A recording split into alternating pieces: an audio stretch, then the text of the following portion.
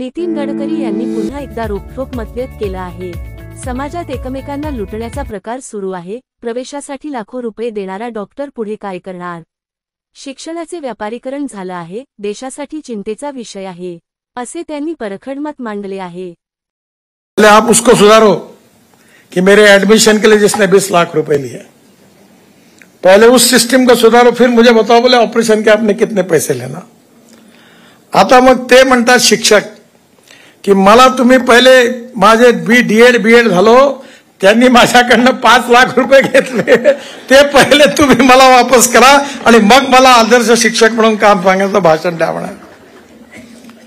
तर समाजात असं आहे की सगळे एकमेकाला लुटत असतात।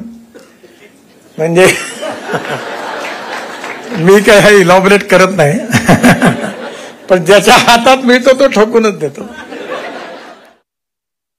मुख्याध्यापक नव्हते, शिक्षक गोळा झाले, तर मी म्हणलं का हेडमास्टर नाही येतला शाळेत? साहेब आमचे LICचा धंदा करतात, ते तिकडे आज इन्शुरन्सच्या कामा करतात। म्हणलं साहेब अजून काय करतात?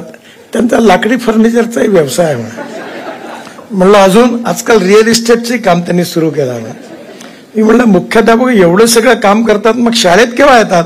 म्हणलं शाळा सोडून सगळं काही करतात, सही करायला फक्त येतात म्हणा। म्हणजे अशा शाळांमध्ये जी जनरेशन आहे ती पूर्ण बर्बाद होणार आहे।